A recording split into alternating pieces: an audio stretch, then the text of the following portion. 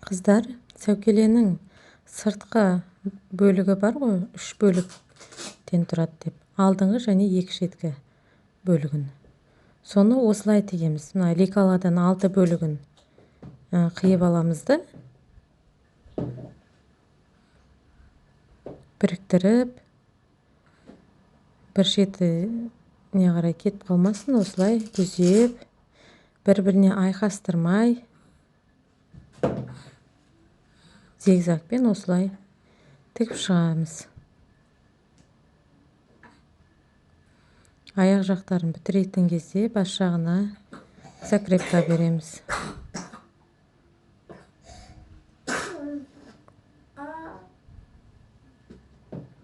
Көрдіңіздер ме? Бізде ешқандай айқасып жатқан жоқ. Просто бір-біріне жақындатыңыздар да, зигзагпен тігіңіздер, болды. Екі матаны, екі фетрді біріктіреді.